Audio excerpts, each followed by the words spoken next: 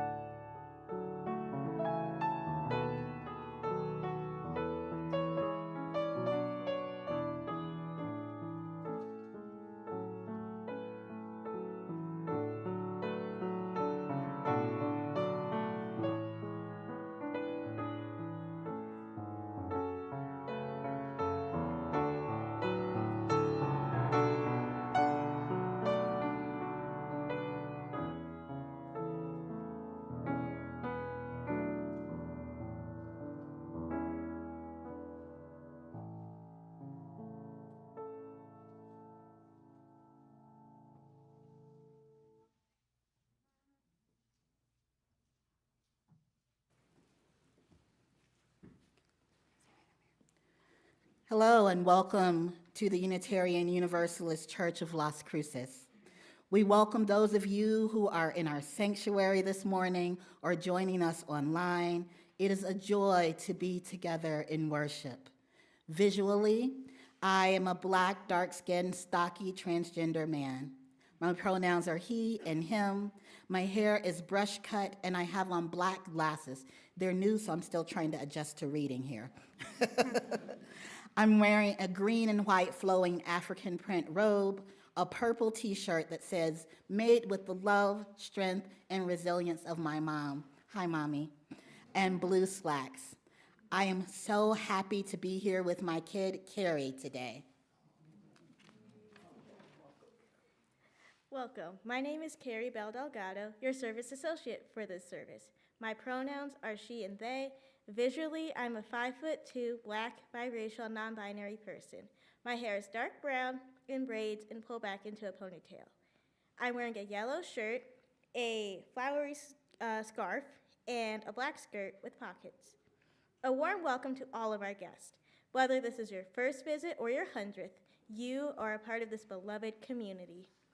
Whoever you are, whomever you love, wherever you're from. Whatever your life circumstance, gender identity, sexual orientation, disability, documentation status, or spiritual path, you fit in here. Your story matters. Your presence is a gift. If you're new here, welcome. Please raise your hand and keep it raised until our greeters reach you. They would like to give you a present.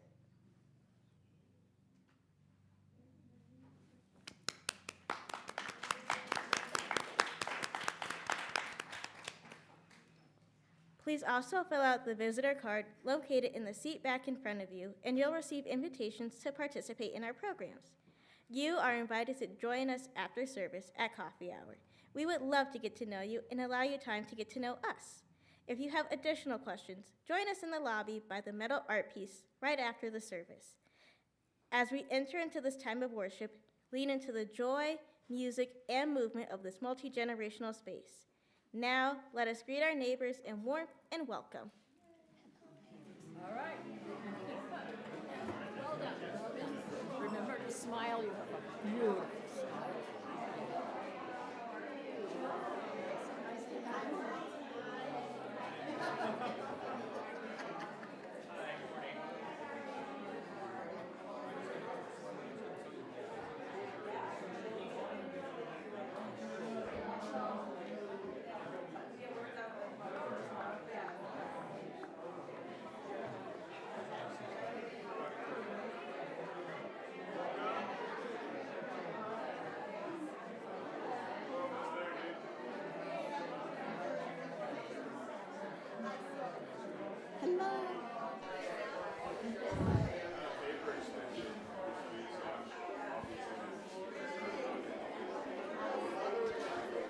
All righty. We'll have to save the rest for coffee hour.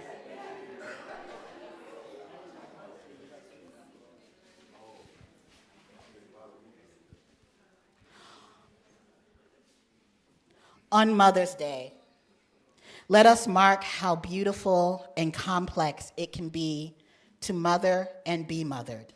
To those who have mothered, we thank you. To those who rejoice in the work, the role, the presence of mothering and mothers, we celebrate with you. To those who are in the thick of parenting children of any age, we appreciate you. To those who experience loss through infertility, miscarriage, abortion, adoption, or running away, we mourn with you. To those who have lost their mothers, we grieve with you. To those who have endured abuse at the hands of their mothers, we acknowledge you. To those who experience pain at the marking of this day, we witness you. To those who are single moms, grandmas, stepmoms, foster moms, adoptive moms, mentor moms, bonus moms, and spiritual moms, we need you.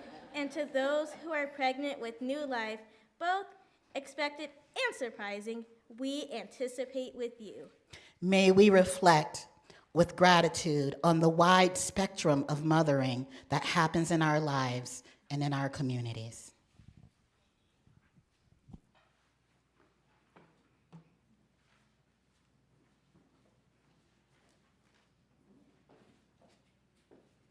Buenos dias.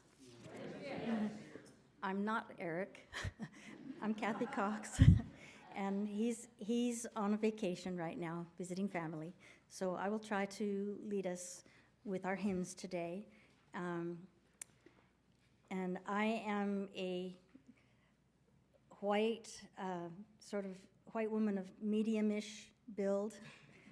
Kelly reads a book called Ish, and I think that fits. I'm sort of medium-ish and with longish, blondish hair. And Kathy Cox. And I'm wearing a blue dress, sleeveless, with gold bamboo leaves and plum blossoms woven in, and black shoes. Okay, so we're going to start off with 191, Now I Recall My Childhood, and we'll sing the first two verses, which should be on the screen.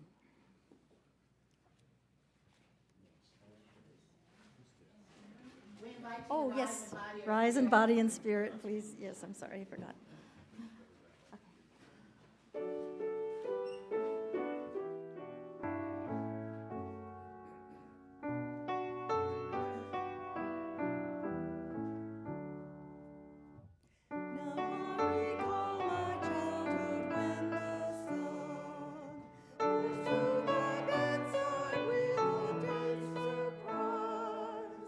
Faith in the marvelous wonder each dawn.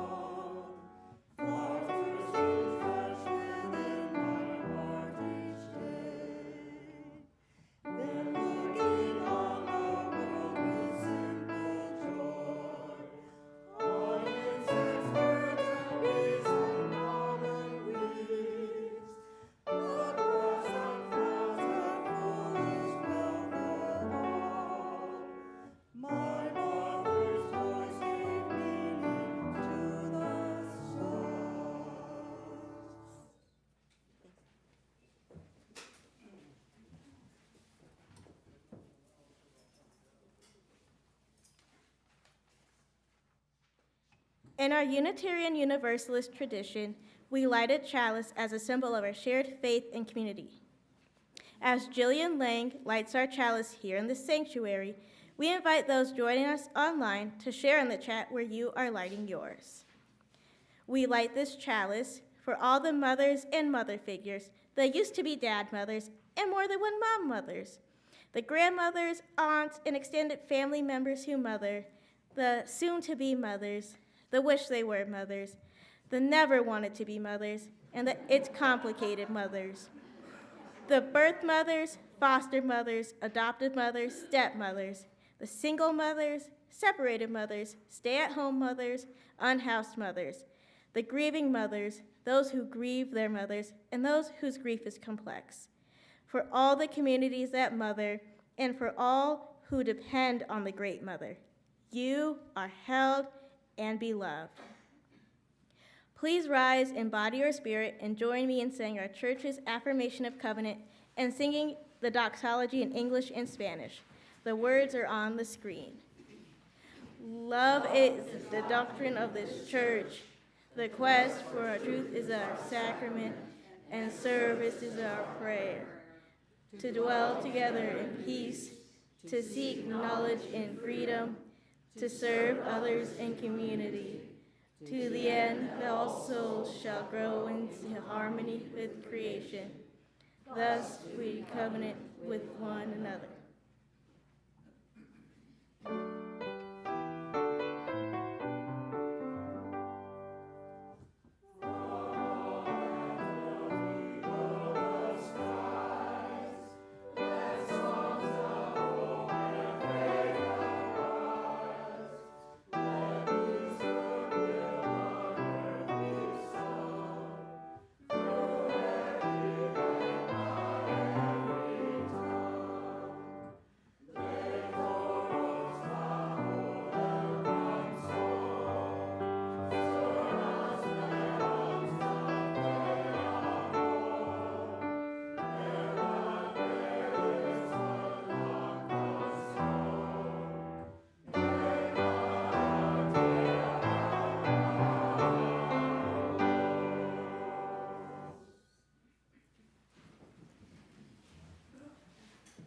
Good morning, church. Good morning, Kelly. As you can see, I'm not Miss Kelly. We wish Miss Kelly a happy Mother's Day as she enjoys her day off with her family. So today, I will be reading the story Owl Babies by Martin Waddell. Once there were 3 baby owls, Sarah, Percy, and Bill. They lived in a hole in the trunk of a tree with their owl mother. The hole had twigs and leaves and owl feathers in it. It was their house. One night, they woke up and their owl mother was gone. "Where's Mommy?" asked Sarah. "Oh my goodness," said Percy. "I want my Mommy," said Bill. So the baby owls thought. All owls think a lot. "I think she's gone hunting," said Sarah. "To get us our food," said Percy. "I want my Mommy," said Bill. But their owl mother didn't come. The baby owls came out of their house and they sat on the tree and waited. A big branch for Sarah, a small branch for Percy, and an old piece of ivy for Bill. "She'll be back," said Sarah. "Back soon," said Percy. "I want my Mommy," said Bill. But in the woods, it was dark, and they had to be brave, for things moved all around them. "She'll bring us mice and things that are nice," said Sarah. "I suppose so," said Percy. "I want my Mommy," said Bill. They sat and they thought, because all owls think a lot. "I think we should all sit on my branch," said Sarah. And they did, all 3 together. "Suppose she got lost," said Sarah. "Or a fox got her," said Percy. "I want my Mommy," said Bill. And the baby owls closed their owl eyes and wished their owl mother would come. And she came. Soft and silent, she swooped through the trees to Sarah and Percy and Bill. "Mommy!" they cried, and they flapped and they danced and they bounced up and down on their branch. What's all the fuss? Their owl mother asked. You knew I'd come back. The baby owls thought, because all owls think a lot. I knew it, said Sarah, and I knew it, said Percy. I love my mommy, said Bill. The end.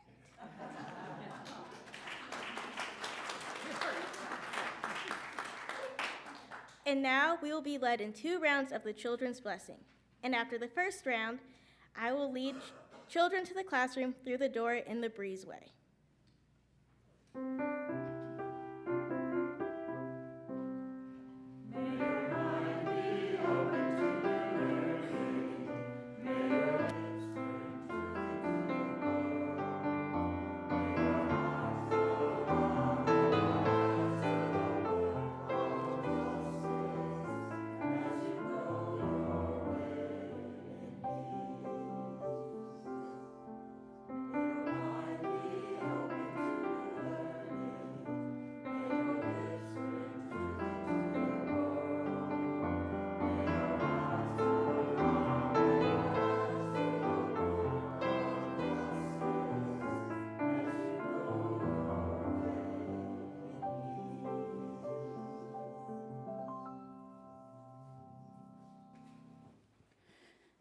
As we enter this quiet moment together, I invite you to pause, to take a steady, gentle breath in and out.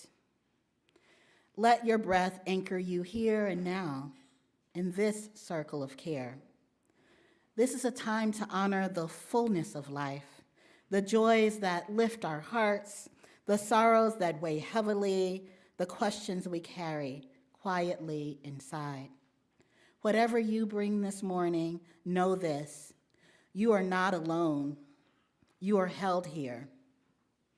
In the wider world, we hold those who journey through grief and uncertainty. May peace, however fragile, find a way. We honor their courage and we carry them in love. In this gathered community, we take a sacred pause to share what rests on our hearts. This time is set apart for lifting up our joys, honoring our sorrows, and marking our milestones. It's not a space for announcements or political messages, but for the truth that moves within us. Are there any joys and sorrows or milestones among us this morning? You are invited to raise your hand, to have the microphone brought to you, or to come forward and speak your words aloud, placing a stone in the water as you do. Or if you prefer, you may take a stone in silence, and as you release it into the water, let it carry the joy, sorrow, or milestone you hold today. Hello, my name is Cindy Curry, and I have a sorrow but turned into joy. About a week ago, my husband, Paul, almost died from choking. He had chewed, but didn't swallow very well, a hunk of beef. And it got caught in his esophagus. We tried to do the Heimlich maneuver, but it didn't work. I tried it, and then I went outside, and a neighbor that I knew was there. And I said, please come, my husband's choking. And he threw down the groceries he was carrying and just ran into the house. And he tried the Heimlich maneuver, and it didn't work. And another woman that heard me screaming came in. She tried the Heimlich maneuver, and it didn't work either. So just about that time, the paramedics, the EMTs showed up, and they had to go into his throat and pull out the hunk of meat. They lost his pulse, but they got him back.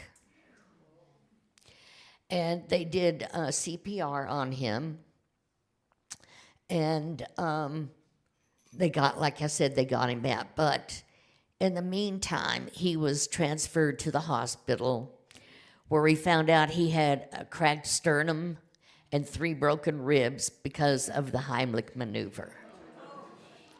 So, from one thing to the next, he was in the hospital for 4 days. He came home on Monday, and he is slowly progressing. He's slowly getting himself back, but to breathe or to cough, he must cough or he'll get pneumonia. So that is a problem that he's going through, but he is just doing great. He's doing really wonderful, and I know he'd be upset with me if he knew I was sharing this with you. So he's not here, so I can do that anyway.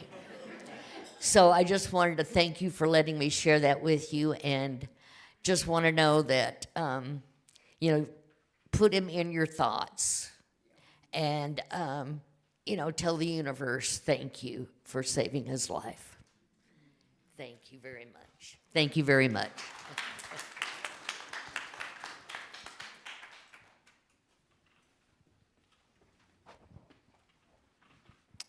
Hello, I'm up here again. My name is Allison Neal Wallace, and I don't even know if I can call it a mixed blessing. We'll call it a small joy wrapped in quite a lot of sorrow. I said last week, some of you weren't here, one of my very good friends, one of my best friends, Jonathan Delgado Nagale, was killed in a motorcycle accident last weekend. It's been exactly 1 week today. And he was the education curator at the Las Cruces Museums. He was a community organizer. He did so much. He really did. And it has been both heartbreaking and heartwarming to see the incredible outpouring of support from all over the community, for his widow, for his family, for all of the people who loved him and who he loved. There has been so much support, and there has been so much kindness, and the city has even put together a community vigil for him on Wednesday. And yeah, if you want to know more about that, you can come talk to me. But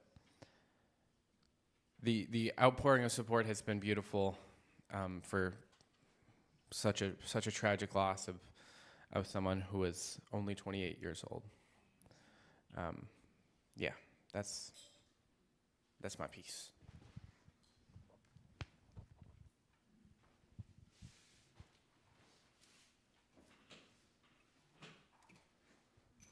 Thank you.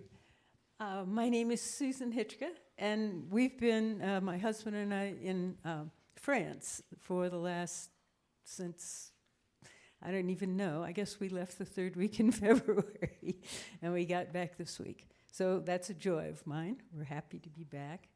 And the other thing I'd just like to mention is Robert Severance, one of our older members, had a birthday party, and I would say, and I didn't count, I would say about 25 or 30 people showed up, and it was just wonderful.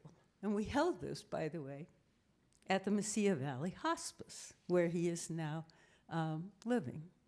So it was really wonderful to have such joy and to have such a nice party with Robert, and he seems to be happy and doing well.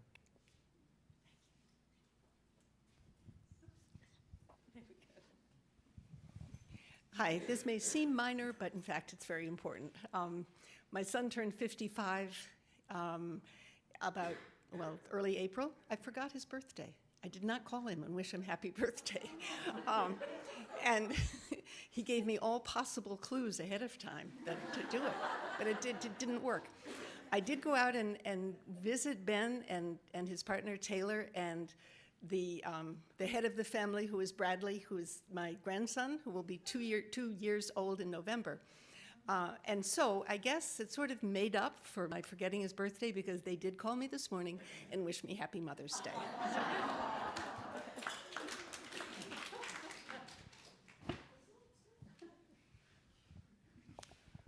I have a suggestion for those of you who worry about not being able to do the Heimlich correctly. There's a device on the market called Life VAC, VAC. It's been tested. A lot of the first responders in this community and many other communities use it. They bring it with them in case they're not successful using the typical Heimlich. But I suggest that if you have that concern, that you might want to consider purchasing a Life VAC.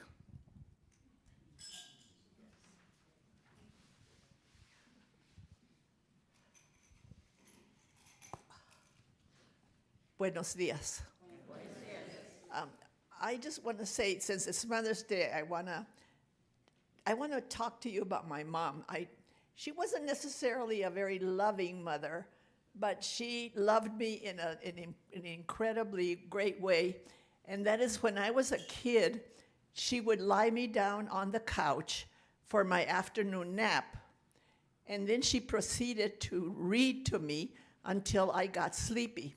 She read the Odyssey to me before I went to school.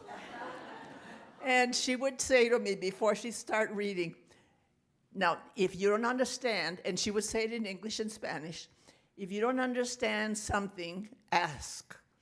And so, if I would say, well, what's a mermaid? She would explain what a mermaid was in English, and then she would tell me what the mermaid was in Spanish. So it was great. So what she really did is she taught me a love of reading, which has never, never stopped. So gracias, Mama.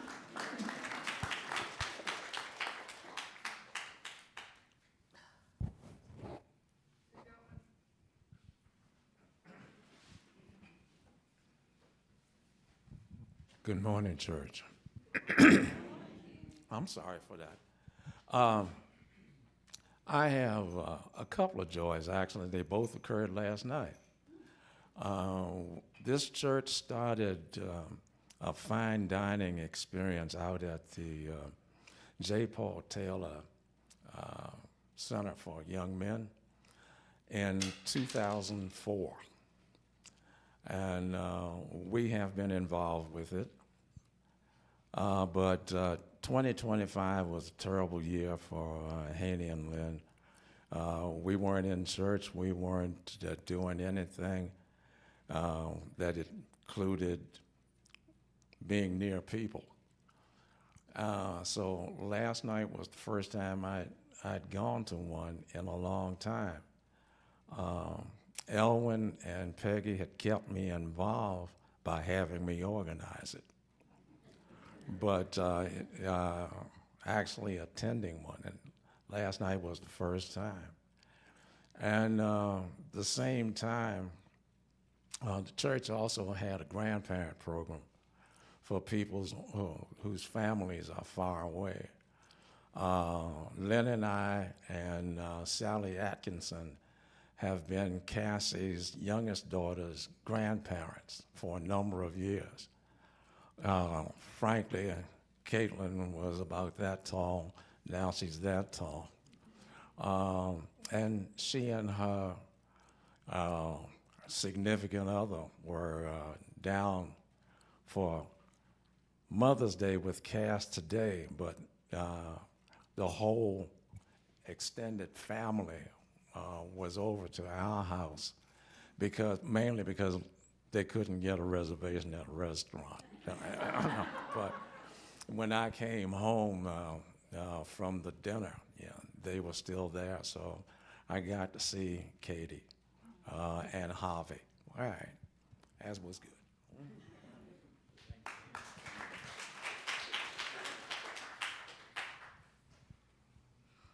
Hi, as long as we're talking about various moms, I would like to give a shout out to all the church moms and church grandmas in this congregation. There have been a number who have been so generous and kind, and they're not all still with us, but they've done so much good to all the kids in this congregation, including my own. So thank you.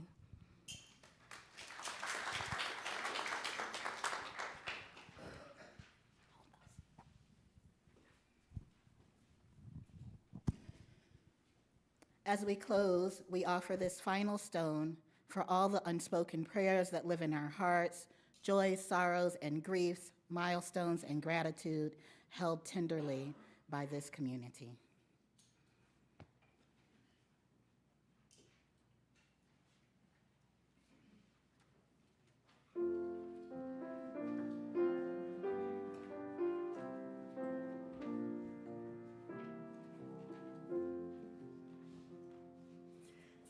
Sleep, my child, and peace attend you all through the night. I who love you shall be near you all through the night. Soft the drowsy hours are creeping, hill and valley, slumber sleeping. I, my loving vigil keeping all through the night. Mother, I can feel you near me all through the night. Father, I know you can hear me all through the night. And when I am your age nearly, still I will remember clearly how you sang and held me dearly all through the night.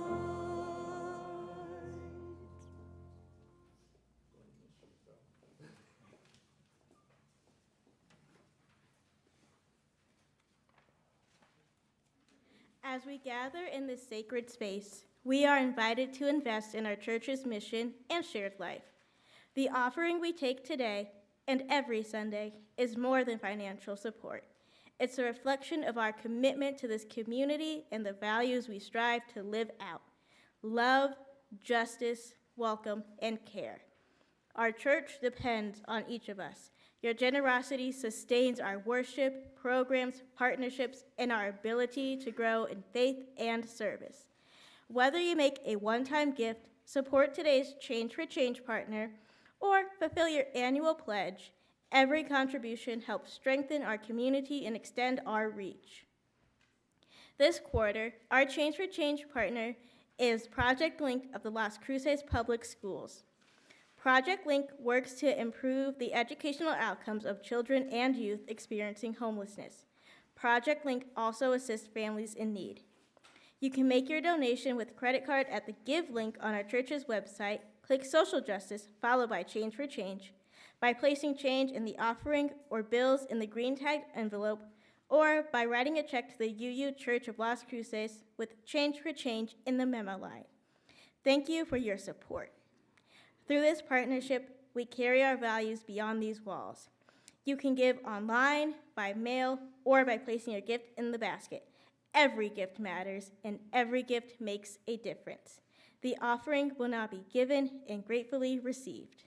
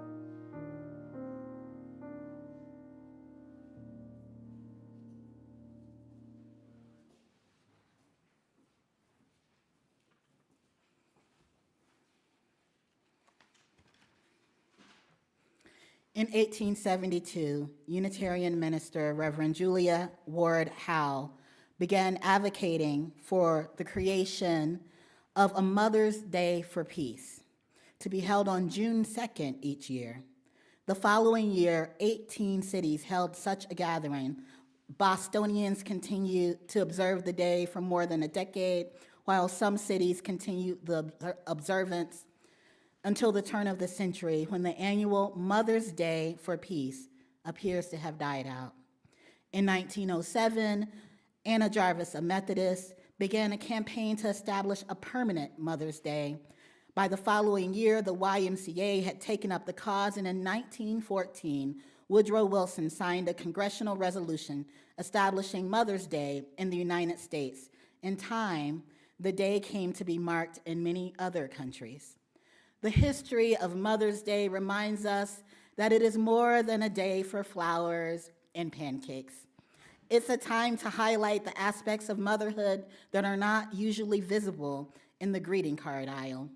It's a call to honor the resiliency of all who mother, especially those who bear the brunt of hurtful policies or are weighed down by stigma in our culture. It is an opportunity to take action, to create the conditions so that all families can thrive.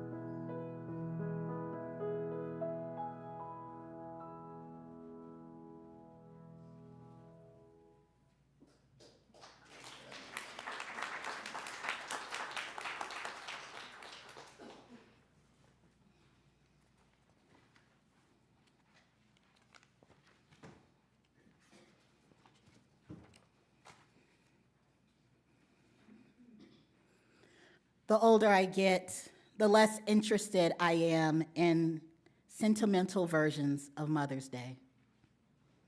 Not because tenderness is unimportant, but because real love deserves honesty. And mothering, real mothering, is honest work. It is beautiful and exhausting, tender and unfinished, life-giving, and sometimes painful. It can heal us, it can wound us. Sometimes it does both. And yet, year after year, we arrive at this day carrying all our complicated stories and are handed greeting card theology, as though every relationship between parent and child is simple, as though every family is safe, as though everyone arrives here celebrating. But we already told the truth this morning. We named the grieving mothers, the estranged mothers, the exhausted and chosen mothers. We named the foster mothers and grandmothers and the mothers who used to be called dad. The people who mother communities because no one mothered them. We widen the circle. And I think widening the circle may actually be the work of love itself, because love matters when it stops asking who counts. It matures in that way, and it begins to ask, how do we care for one another well? The question that has followed me through books for years now, how do we care for one another well? And in these books, I found companions. These books that sit beside you like elders. You all have any of these books? Books that place a hand almost on your shoulder, books that tell you the truth so clearly. You can feel your spirit exhale. One of these books for me was Mom and Me and Me and Mom. What struck me most was not the perfection, it was repair. Maya Angelou did not tell a story of uncomplicated motherhood. She told the truth about rupture, distance, misunderstanding, longing, returning. And maybe that is one of the deepest truths about mothering. Mothering is not the absence of rupture. It helps us find our way back to one another after rupture occurs, sometimes partially, sometimes messily, sometimes too late for everything we hoped for. But still, there's an ache toward return. I think many of us know that ache. The ache to be understood, the ache to be held gently, the ache to hear, you do not have to earn your belonging here. And when we don't receive that kind of love easily, we spend years trying to build it for ourselves and for others. That is why All About Love, another book, matters so deeply to me. Because Bell Hooks insisted that love is not simply a feeling. Love is an ethic, a practice, a way of being accountable to one's own humanity. And suddenly, mothering becomes larger than biology. Mothering becomes an act that nurtures life, an act that protects dignity, an act that says, I will not abandon your humanity, even in difficult times. I know this because I have mothered. I carried children in my body. I delivered life into this world. I have stayed awake through the long nights of worry and tenderness and responsibility that parenting asks of us. And I also know what it means to live more deeply into my truth and maybe lose all of that. There were moments in that becoming when I feared that my transition, I may lose my children, or what it means for my children to have a mother. Because when you are a parent, one of your deepest fears is loss. The fear that becoming yourself might somehow cost you the people you love. And there is a particular tenderness in navigating parenthood as a trans person in a culture that often insists love must remain fixed in order to be real. But love that cannot grow is not love. It is possession. Real love stretches. Real love learns. Real love makes room for truth. One of my children said something to me once that I carry deeply in my spirit. They did not want to lose their mother. And what moved me so deeply was the understanding hidden inside those words, because they were not asking me to stop becoming myself. They were asking whether the love would remain, whether the tenderness would remain, whether the safety would remain, whether the relationship would survive transformation? And the answer was yes. Of course, yes. Because the deepest truth of parenting is that we are never confined to a title alone. Mothering was the love, the presence, the protector, the nurturing, the remaining. Because families are living things. Families, they change, they adapt, they stretch, and when rooted in love, they can become more expansive instead of less. My mother is changing because of Alzheimer's disease. And if you've ever loved someone through memory loss, you know that there is a grief that begins before death. A grief made of fragments, a face that still looks familiar while parts of the person seem further away. A conversation that suddenly disappears midstream, a story repeated because the mind can no longer hold what the heart still feels. And yet, even as my mother changes, there are still moments when love rises clearly to the surface. A touch of the hand, a laugh, a look of recognition.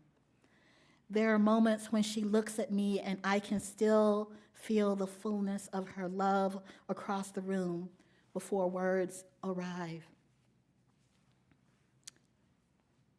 And maybe that is one of the holiest truths I know. Love is not fragile because love changes shape. And sometimes love reveals its deepest truths through the changing. My mother was never the only person who mothered me. There were other women, other elders, other people who stepped into my life and widened the circle of care around me. There were teachers and people like nannies and church people and mentors and older siblings and friends of the family, women who fed me and corrected me and listened to me and protected me and believed in me. Some are still living and some are still mothering me right now.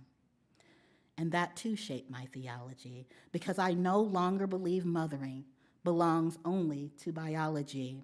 Mothering belongs to anyone committed to nurturing life. Some people learn that from their parents, but some of us were loved into people who didn't share our DNA, but recognized our soul. And some of us have also seen what happens when that love is absent. Before ministry, I worked as a social worker. In that career, I experienced things you cannot unsee once you have witnessed them. Children harmed by the very people meant to protect them. Children neglected, children terrified, children carrying bruises no one wanted to explain. Children who learned far too early that adults could not always be trusted. Silence does not heal those wounds, but truth does. And the truth is that mothering carries enormous power. It can nurture life, but it also can wound life.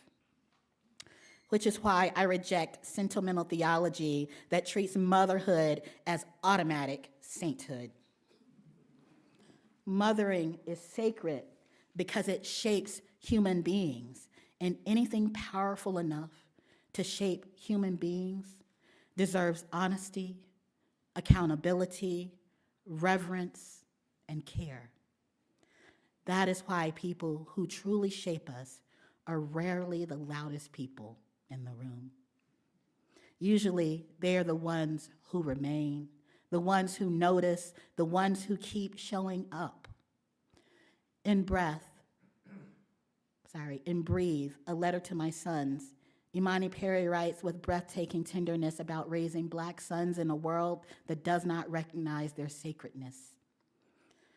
What moved me was not only the fear woven through the book, but its devotion as well. The fierce insistence that love must tell the truth about the world while still nurturing the joy within it. Real love does not lie about danger, but neither does it surrender to despair. Real love tells the truth and keeps cultivating possibility anyway. It matters because, as Ta-Nehisi Coates writes in Between the World and Me, bodies are vulnerable in this world, and some bodies are treated as though they matter less. And some children are taught too early that safety is conditional, and some mothers carry fear every single day for the survival of the people they love. And if our theology cannot speak honestly about that reality, then it's not large enough for this moment. That's why I keep returning to Black Liturgies by Cole Arthur Riley, because Riley writes about dignity as sacred, about rest as sacred, about rage as sacred, about healing as sacred. And we must hold the sacred and learn the sacred act of staying open. Pema Chodron teaches this skill in her book, Welcoming the Unwelcome, because so much of mothering and being mothered is learning how to remain open to emotions we would rather avoid: grief, fear, disappointment, change.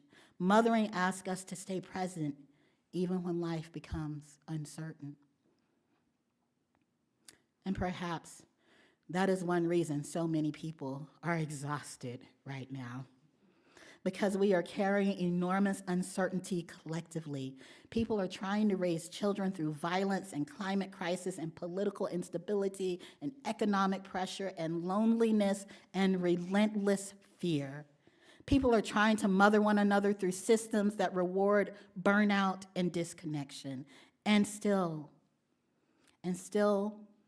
people keep loving each other. People keep cooking meals and checking in. They still advocate for children and build communities. They still protect the vulnerable, and they still create beauty. That is the kind of love Bell Hooks wrote about, love as a practice, a choice to remain accountable to one another's humanity. That is the kind of love that saved me. The kind of love that allowed me to become myself without demanding I stop loving or being loved. That is what I hope church can be. A place where we can tell the truth about our lives and still remain worthy of love. A place where people who carry joy and people who carry heartbreak can sit beside one another without shame. A place where mothering is understood as the sacred labor of nurturing life.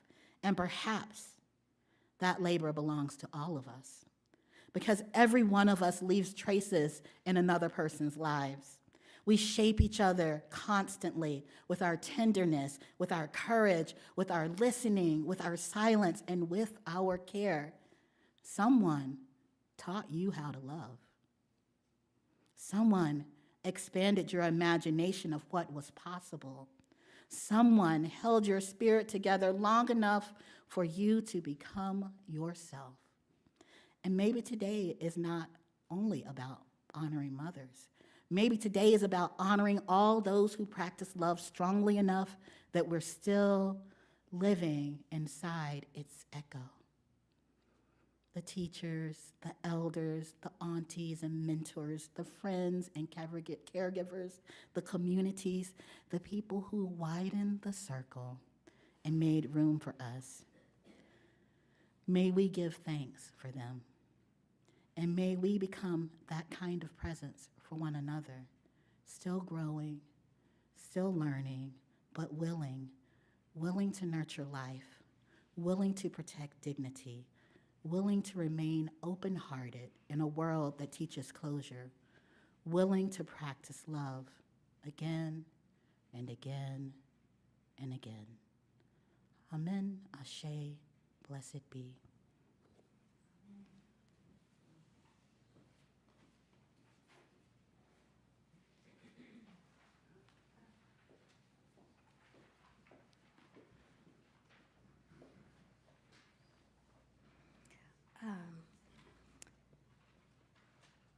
Please rise in body or spirit and join me in singing our closing hymn, which is Bright Morning Stars, and it's number 357 in the hymnal, and the words should be on the screen, first 3 verses.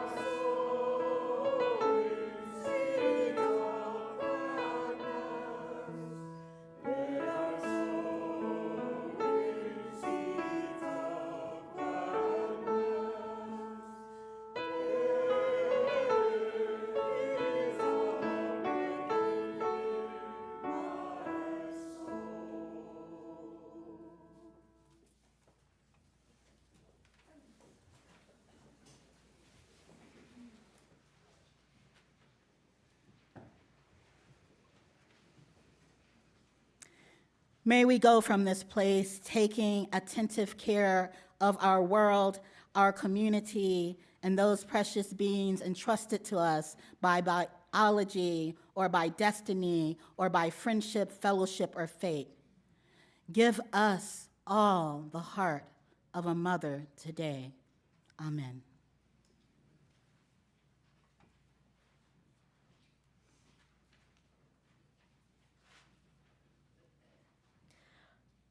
Please join me in saying the words to extinguish the flame.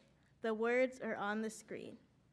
We extinguish this flame, but not the light of truth, the warmth of community, or the fire of commitment. These we carry in our hearts until we are together again. Please stay seated through the postlude. You are welcome to stay for the invitations to engagement and/or join us in the fellowship hall for refreshments.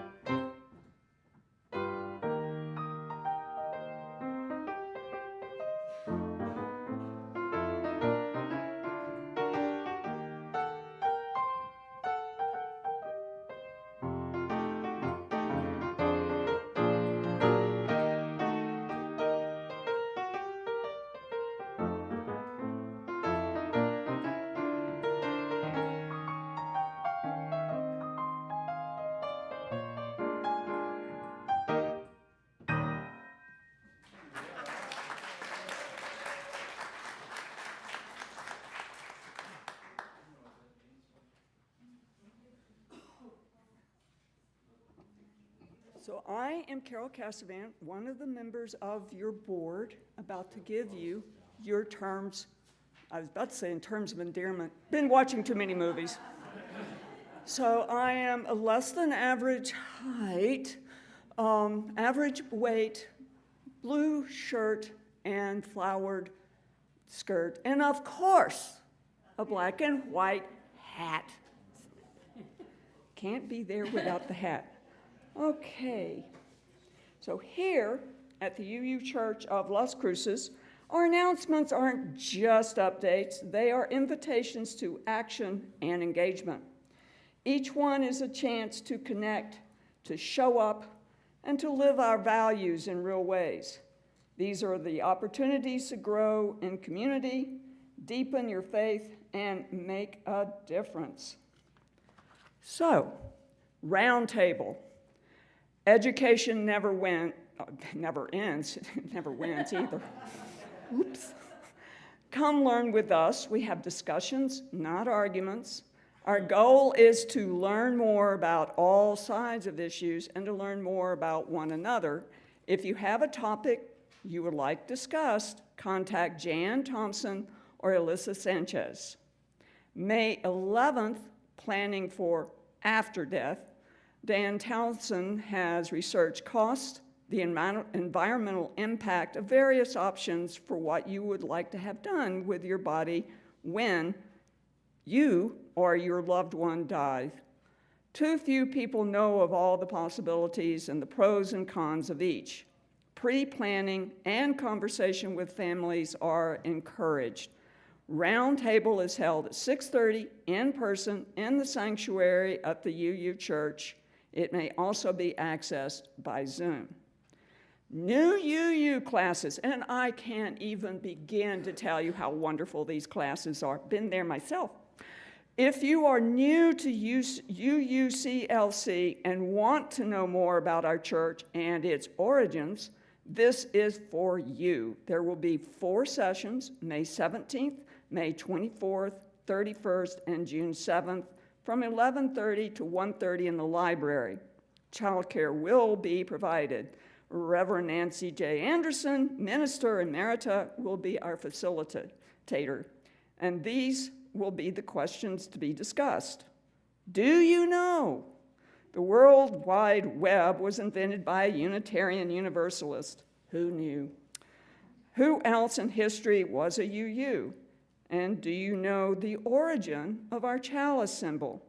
Did you know that religiously, Unitarians are directly descended from the Puritans and Pilgrims who settled Massachusetts beginning in 1620, and they're all kind of sorted in that Boston area still.